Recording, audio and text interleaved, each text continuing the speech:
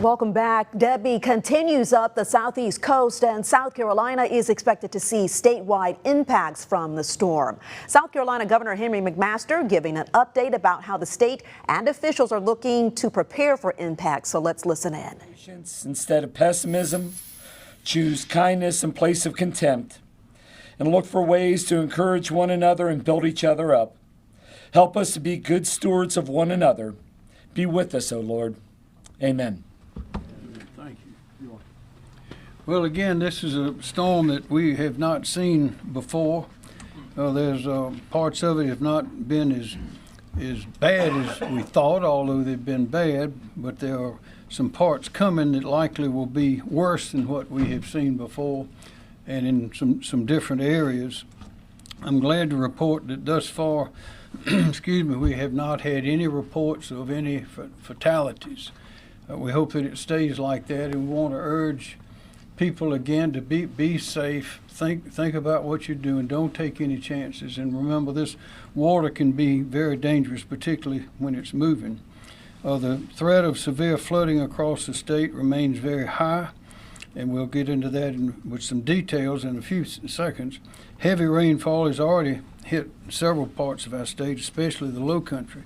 And what we have happening is this storm is coming up. It's moving very slowly. It's got a lot of rain in it, and it is going out over the ocean and gathering some strength and coming back in. The winds have not been hurricane strength yet. They're somewhere maybe between 35 and 55 miles an hour, something at their height, I think, if I'm right on that. But the water is going to be very heavy, particularly in the northern part of the state, from Myrtle Beach all the way up the line along North Carolina, all the way up to where you remember we had in 2018, that was Hurricane Florence, and where we had the overflow in Conway, and we had to put the aqua dams on Highway 501 and all that, and we've never seen that kind of water there.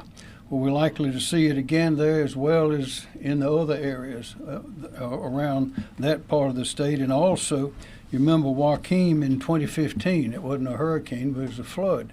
That came right here through the Midlands. We're likely to see that again. And you remember we had a number of dams breaking. We had water that was over the roads around Forest Acres. Cars were on the bridges there going across Gills Creek and being covered with water. And it comes up fast and it moves fast. So we're likely to have both of those areas having that kind of activity this time. Maybe not, maybe we will. But we're preparing for that kind of heavy rainfall and the danger that comes with that kind of flooding. We're confident there's going to be flooding. We're confident there's going to be a lot of rain. The only question is how much is it going to be? As I mentioned, we have no fatalities, but there have been instances of people driving around barricades. I ask everybody to remember, somebody made a decision, competent people, to put that barricade there for a reason. Don't drive around the barricade. Don't drive through water. Don't walk through water like that. Be very careful. Also, yesterday we received a federal emergency declaration, which we had asked for, which provides assets for protection. That includes these swift boats, it includes some people, maybe helicopters, maybe vehicles, those kind of things. And we'll hear from a representative on that in a moment as well. Now later we will, of course, we'll be seeking money for reimbursement for money that we spent, as well as some money to help rebuild things if necessary that have been destroyed. Final point is, remember, please get your information only from official channels. Those are the only ones that you can have confidence in. Sometimes some of the worst tragedies are the result of someone meaning well, but providing inaccurate information or misunderstood information that results in a tragedy, and you cannot undo a tragedy. So we're going to see a lot of rain, not that much wind, but a lot of rain, and this storm is creeping across our state, creeping across. And so that's one of the reasons we have so much of this water. So we urge everybody to be careful. And now I'd like to call on John Quagliariello of the National Weather Service to provide details on what I just said and more. John? Thank you, Governor. Good afternoon. So as the governor had mentioned, a dangerous situation is unfolding across portions of the state, with life-threatening flash flooding ongoing, which has closed roadways and resulted in some water rescues. We've already experienced significant rainfall, with widespread 9 to 13 inches across southern South Carolina. Gusty winds have downed a significant number of trees across the coastal plain and eastern Midlands, causing some power outages. Some of the highest wind reports through midday so far include a 63-mile-an-hour gust at Folly Beach, 59-mile-per-hour gust at Battery Point in Charleston County, 56-mile-an-hour wind gust at Isle of Palms, 55-mile-an-hour wind gust at Beaufort, and 52-mile-an-hour wind gust at Charleston Airport. Tornadoes have also likely occurred in Edisto Beach, Kiowa Island, Monk's Corner, Ladies Island, West Ashley, and Isle of Palms. As of 2 p.m., Tropical Storm Debbie had winds of 40 miles an hour and was located 10 miles southeast Savannah, so just moving offshore, and was moving east-northeast at 5 miles an hour. So its forward speed is already starting to come down. As the governor mentioned, it's really starting to slow down.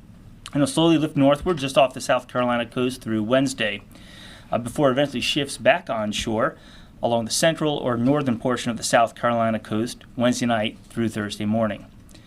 With Debbie's slow movement, long-duration impacts are expected to persist through late week. Overall, the rainfall will remain the greatest concern, with 10 to 20 inches of storm total rainfall, with locally up to 25 inches of rain possible. This will likely result in catastrophic flash and urban flooding across eastern South Carolina. In addition to the flash flooding, rivers will rise significantly, with some of the greatest concern in the PD Basin. However, moderate to major flooding is still likely across the entire coastal plain. This river flooding could last long-term, cutting off access to some communities. I can't stress enough the need to avoid flooded roadways. Your life is not worth taking the risk. Winds will be a continued factor as well through late week, with gusts upwards of 45 to 60 miles an hour possible along portions of the northern and central South Carolina coast. However, even lesser wind speeds inland will be capable of knocking down trees and power lines due to the saturated ground. It just doesn't take nearly as much wind to knock those trees down when the ground is so wet. We're also watching the storm surge threat, with 2 to 4 feet of surge expected along some parts of the coast. This could flood low-lying and typical flood-prone areas. And as for the tornado threat, that will persist through midweek, with a few tornadoes possible along the coastal plain. So given all these threats, we urge residents and visitors to follow the advice of local officials, and to get more information, please go to weather.gov. Thank you, Governor. Thanks, John. Director Kim Stinson, Emergency Management Division. All right, thank you, sir. The State Emergency Operations Center moved this morning to Operating Condition 1, which is our highest readiness state. And our State Emergency Operations Center priorities include supporting local shelter and localized evacuation operations, as well as maintaining the transportation lifeline to the potentially impacted areas. South Carolina Emergency Management Division has a number of regional personnel, and we've deployed those to 9 counties to assist local authorities in their response and recovery efforts. We continue to closely coordinate with county emergency management officials. Right now, 22 counties are at some level of operation, with 7 counties at Operating Condition 1. Again, that's the highest readiness state. And then 15 counties at Operating Condition 2, which is a heightened awareness level, and that's probably going to shift here over the next 24 to 48 hours. Their primary focus includes sheltering operations, response, and including rescue operations and possible local evacuations. No major communications issues have been reported so far. Very few residential and business damages have been reported, and they're very preliminary, but we're early in the operation. Colleton County did report that they had probably about 50 houses that had been damaged to some extent, but again, that's very preliminary. Many counties are reporting blocked roads and localized flooding, and coastal counties in the first tier back are primarily where that's happening right now. In the logistics area, our Winnsboro warehouse is operational with food, water, sandbags, and tarps. Our general logistics, transportation, and commodities contracts have been activated if additional supplies are needed. So far, we've fielded 155 requests from the local authorities, and 125 of those are either completed or in progress. And those requests range from sandbags to swift water rescue assets. And under the Emergency Management Assistance Compact, we have requested support from other states, including 5 swiftwater rescue teams and an incident management team. We also have a team here from South Carolina, from Tennessee, to coordinate those requests as we move forward.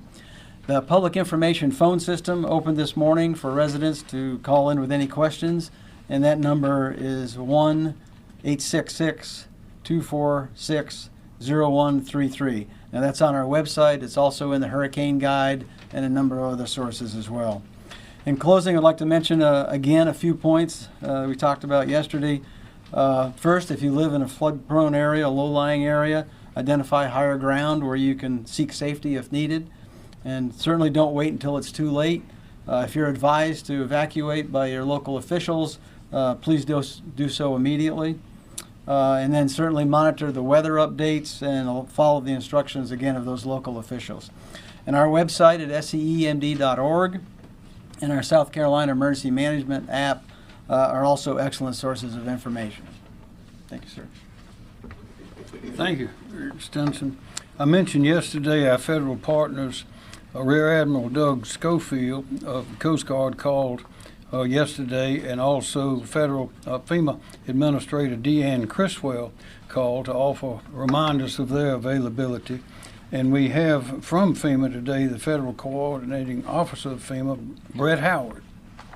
Thank you, Howard. Good morning. Brett Howard. I've been appointed as Federal Coordinating Officer, as the Governor just stated. Governor, it's an honor to work here in your state.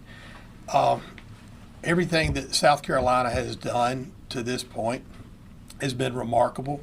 The briefings that you're about to hear will let you know and let the citizens know that the Governor, his cabinet, Director Stinson, and his staff know what to do, and they've got the plan in place to execute. And it's very comforting to work in a state that is this progressive and this forward-leaning to help the citizens and be ready to respond to anything that happens. And our concerns at FEMA go out, our thoughts and prayers go out to the families and the communities who are fixing to have either already undergone or about to undergo possibly catastrophic and historic flooding in their areas, like the Governor said, like they've never seen before. Yesterday, the Governor talked about President Biden made a declaration for South Carolina. He turned on the ability for federal resources to come in and support the state. My job right now is to make sure that I am not late to the need. Whatever the Governor, whatever Director Stinson, whatever the state needs, I want to make sure we have it in place, ready to respond to whatever it is they need it to. And you've heard that we've already had we've turned over 5 urban search and rescue units, federal search and rescue units, teams that have that swift water capability to the state. It was their request, and we have sent them to the state to deploy as they see needed. And we're right now working with the Governor, the Director Stinson, their team to determine what else, what are we missing, what do we need to be thinking about going forward, what other federal resources can we bring in and have ready to deploy should the need arise. I want to reiterate what the Governor and Director Stinson said. Pay attention, everybody, pay attention to what the local officials are telling you to do in those correct channels, not just hearsay, word on the street. Listen to them, heed evacuation orders if they're asking you to move, and just stay alert to the weather and and follow those instructions by your local government. Right now, we're coordinating with the state on anything they need. As I stated, we have our staff here, the IMAT team, Incident Management Assistance team, arrived today. Other federal staff and agencies are en route, and we are poised to assist the state and whatever you need, Governor. Thank you. Thank you very much. General McCarty, Dan McCarty, National Guard. Thank you, Governor. The soldiers, airmen, and employees of the Military Department of South Carolina, along with our State Guard, are continuing to work to be in a position to support the state in response to Tropical Storm Debbie. We have currently over 100 soldiers on state active duty, and that number will continue to grow through today and tomorrow. We will have currently approximately 50 high water vehicles and recovery vehicles that are on duty. Priority given to the southern part of the state. We will continue to put and move vehicles to the central part of the state, as in the Charleston area, Berkeley, Georgetown area, and then on up into the PD region over the next day. We're continuing now to assess where the storm may carry us over the next few days, looking to determine what additional assets may be needed, whether it's military police, our engineers for debris clearing, or other things to support scenarios as described by the governor that we saw back in previous storms. Our aviation assets are prepared to support LLR in the search and rescue. Our HART teams are ready. However, the weather conditions right now would preclude that from being a mission that we could undertake. We have 6 liaison officers currently deployed to affected counties, and we have additional liaison officers moving now. The Florida EMAC request for the 1053rd Trans Company, they've completed that mission. We will begin to demob and have them convoy back to South Carolina. Due to the weather conditions, that convoy will take probably 12 plus hours, with safety being the priority of getting them back here. Once they're back in South Carolina, we will look to remission those 30 additional vehicles for future missions that could come up. The dual status request form, the governor has signed that letter. It will be sent through channels. What that does is allow the state of South Carolina, the military, the National Guard, to better utilize federal assets, Title X forces, if the need were to arise. Thank you. Thank you, sir. Secretary Powell, Justin Powell, Department of Transportation. Thank you, Governor. The state's transportation network is starting to feel the effects of Tropical Storm Debbie's heavy rains. As of 1:30, we have 48 state roads that have been closed as a result of floodwaters. That number will be fluid as we go through this event, as roads are opened and closed as we go along. We've been keeping an eye on very closely on I-95 down in Jasper County. It is currently open to traffic. However, we have had to close ramps on exits 22 and 33 there due to flooding on the ramps. SCDOT has 2,300 personnel mobilized yesterday and has the same complement mobilized today, working round the clock to respond and recover from this event. With the rains anticipated to continue to fall through Thursday, we do anticipate more roads will flood during the course of this event. We strongly advise residents to stay off the roads if at all possible. If you do go out, we encourage you to take your time, drive slowly, and resist the temptation to go into floodwaters. It is simply not worth the risk. Thank you, Governor. And I would add to that, as Director Powell, Secretary Powell mentioned, the rain is going to continue to fall, we know, through Thursday. But when it gets into the rivers in North Carolina and up in the headwaters of the rivers in our state, it all comes our way, so it takes time. So a lot of this flooding will happen likely after that date. So we have to be alert for a long time. Yes, sir. Director Woods, Rob Wood. Yes, sir. Department of Public Safety. Good afternoon, Rob Woods, South Carolina Department of Public Safety. SCDPS operational priorities remain the same. We're responding to traffic collisions, disabled and stranded motorists, as well as assisting with road closures. Our number of personnel currently assigned to this operational period, which began at 7 o'clock this morning, will end at 7 o'clock this evening, is 235 law enforcement personnel assigned to patrol. That's from the Midlands to the coast. That includes personnel from SCDPS, or Highway Patrol and State Transport Police divisions, as well as personnel from the South Carolina Law Enforcement Division, South Carolina Department of Natural Resources, and the South Carolina Department of Pardon, Parole, and Probation.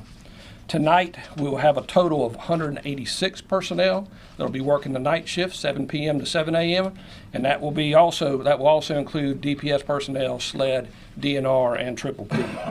That's a total of 421 law enforcement personnel currently assigned to the mission. Just to give you some numbers in terms of what our calls for service have done over the past day. These are numbers from yesterday, from 7 a.m. to 7 p. and 7 p. to 7 a. this morning. And these calls, just so you know, again, are focused on what I've already mentioned: disabled motorists and stranded motorists, collisions, and then closed roadways. This is compared to last year at the same time. So from 2023 to 2024, last year during the same period of time, we had 231 calls for service during the day shift. This year we've had 340. During the night shift, the second shift, we had 344 last year, 113 last year, and 211 this year. So the total numbers in terms of calls for service over that 24-hour period was 344 for 2023 and 551 for 2024. So obviously our calls for service have gone up significantly. As I previously mentioned, highway safety is a partnership between law enforcement and the motoring public. So as we work to keep the motoring public safe, we ask that you all also work to keep yourself safe. And in a situation like this, the best advice I can give you is stay off the roads. And if you've got to travel, please adjust your driving behaviors according to the weather, and that is especially reducing your speed. Thank you. Thank you, Director Wood. Director Mike Leach, Department of Social Services.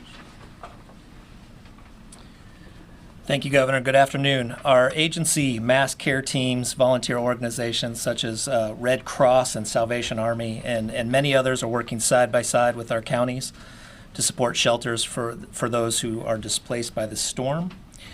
Currently, South Carolina has 11 open shelters, 2 shelters in Beaufort County, 2 in Berkeley County, 2 in Charleston County, 2 in Dorchester, 1 in Jasper County, and 1 in Orangeburg, and 1 in Williamsburg.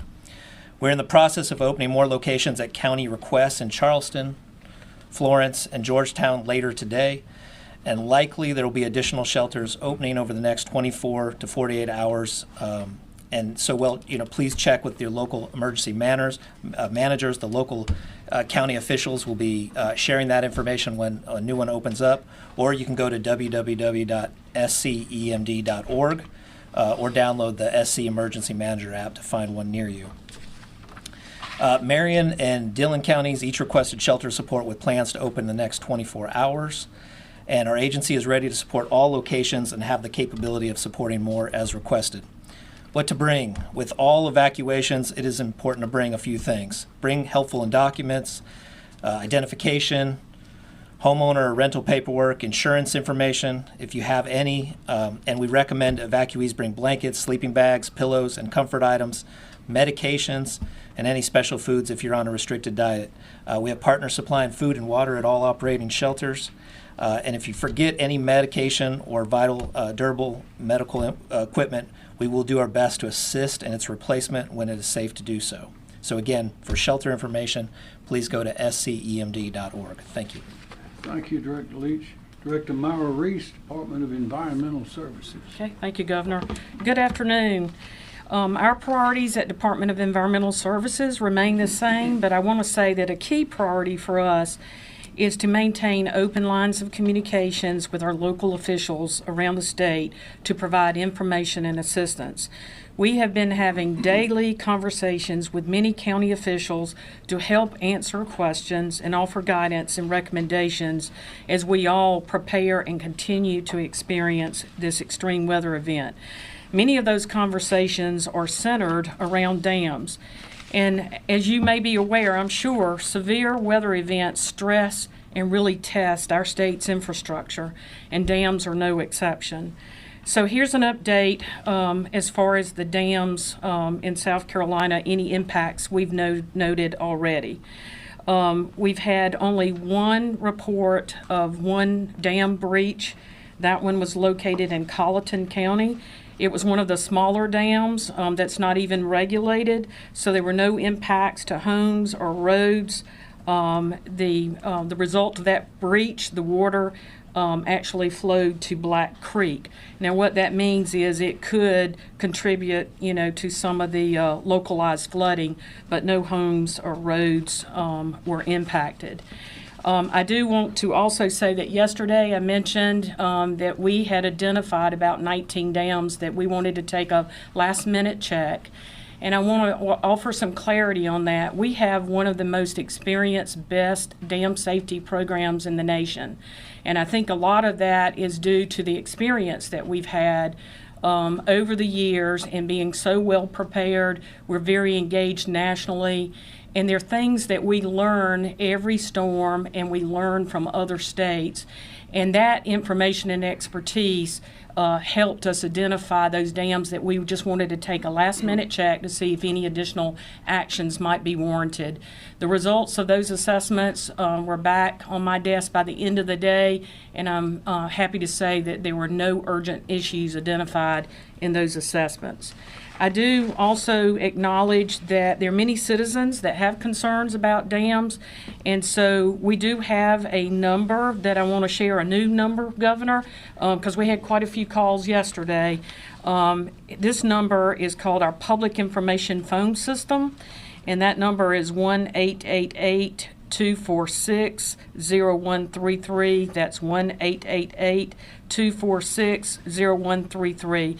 So if you're a business or a citizen and you're just want to get some information about the status of dams in your community, you can call that number. I also want to mention drinking water and wastewater systems across the state. We've had no reports of issues reported at this time related to delivery of safe water to our communities, and systems are well prepared with emergency action plans if necessary. From a wastewater perspective, there have been no reports of system-wide impacts, but as expected, we would expect sanitary sewer overflows. Stormwater systems and wastewater systems, just those, the delivery systems, are being infiltrated with a lot of additional water, and as a result, you could see some of these overflows. And that also leads to just another point I want to make. You keep hearing from all the agencies the importance of staying out of floodwaters. From an environmental and public health perspective, we need to recognize that in the future, when the floodwaters clear the roads, there's still going to be pockets of saturation around homes, and it's very tempting for people, especially kids and children, to play in those waters. Just emphasize that some of that flood water can have bacteria in there, and also chemicals from urban runoff and stuff. So just wanted to emphasize that. And then in closing, I will just mention coastal impacts. We have no reports of any structures being impacted at this time, no concerns about erosion. We are aware of a tornado in Edisto that may have had an impact on some structures, and we'll be focused on that after the storm clears. Thank you. Thank you, Director Reese. Director Emily Farr, LLR, Labor License and Regulation. Thank you, Governor. I can report that the state search and rescue efforts have been well planned and are positioned in a place to be able to respond however they may be needed as the flooding continues to grow across the state. We have all current resource requests that will be filled by the end of the day today using all of our in-state resources that are already deployed throughout the state. We expect the out-of-state resources, these are teams from Tennessee, Alabama, and Michigan, will be deployed by the end of the day. You've heard mention already that we're working very closely with FEMA to roster and deploy all 5 of their search and rescue teams that are already staged here in Columbia.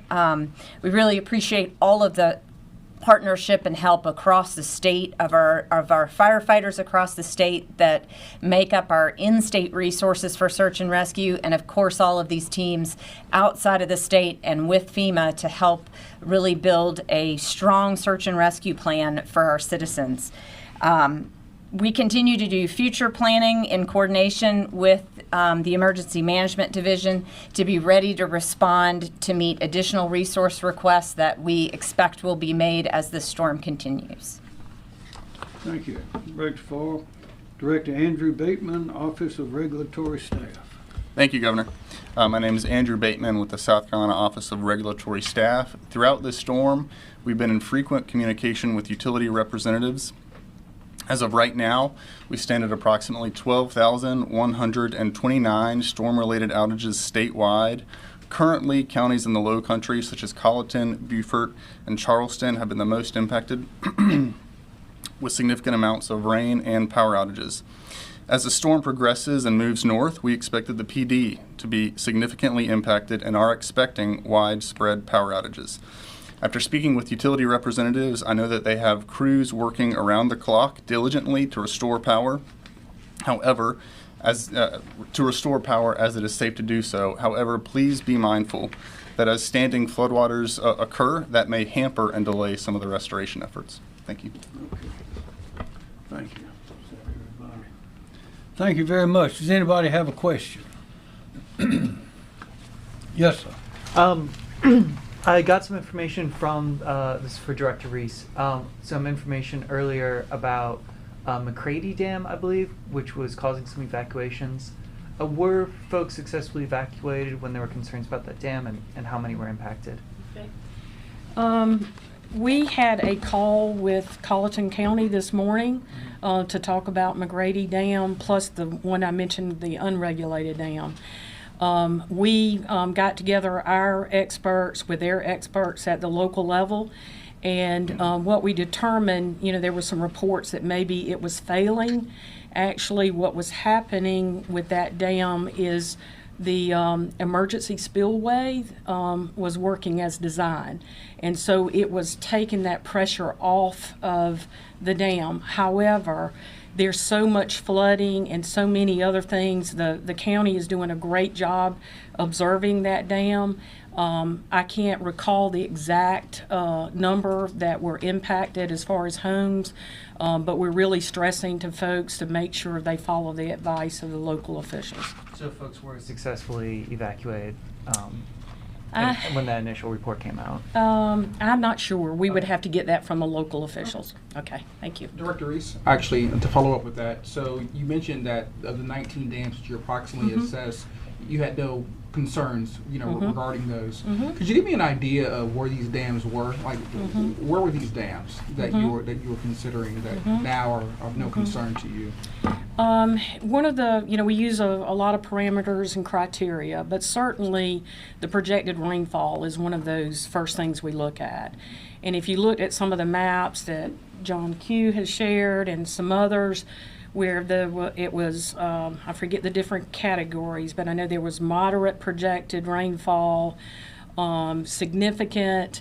We really started with those areas, and we came up, I think, with 8 that were worst case scenario projected rainfall, and then that next layer we added about 11 more.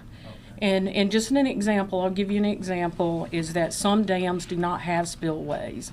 And so it's just important to make sure those levels were lowered. And in many of those cases, when we went out there, we were able to note that. And then, like I said, we do a lot with lessons learned and just knowing the design of dams very well and the conditions and what we've experienced in the past. There may not be a current condition that gives us a signal it's a problem, but just our experience is saying this is one we probably need to check. Okay. And to be clear, there were no issues with anything that you found that's anything correct. That you're particularly concerned about? That's correct. Okay. And the dam owners did what they needed to do. Thank you, ma'am. Director Reese, if the state receives all of that potential rainfall that is predicted over the next few days, do we have any idea how long it will take after the storm stops for the water levels to recede to normal? Are we talking about perhaps a week, 2 weeks? What are the anticipations there? I can't come up with an exact projection. I think it's going to be site specific, dam specific. And if there's any risk, we will do a post-storm assessment. And if we come across a dam that looks like it's at full capacity and the spillway and just the current design is not getting some of that relief off, we may be working with the dam owner to put some siphons in there to relieve some of it. So just as important as our pre-storm assessments or our post-storm assessments. Thank you. I'll add this about dams and water. When we were about to have a pit overflow in Conway, and we had to put those barriers out along the side of 501 so people could get in and out of Myrtle Beach and over. It was dry. And you were just listening to Governor Henry McMaster and several officials give a briefing on Tropical Storm Debbie and its impacts on the state. If you are just joining us, they started that press conference with a prayer as Governor McMaster says this may be like nothing they have ever seen before, and the threat of severe flooding remains high at this point. Several power outages have already been reported. They are working on those, several downed trees, reports of flooding, of course. Thank goodness no fatalities have been reported. Several emergency management teams are ready to help and be deployed.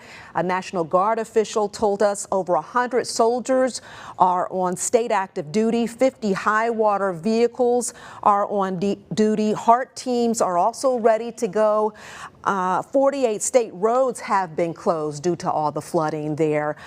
They will open and close as necessary, so be mindful of that.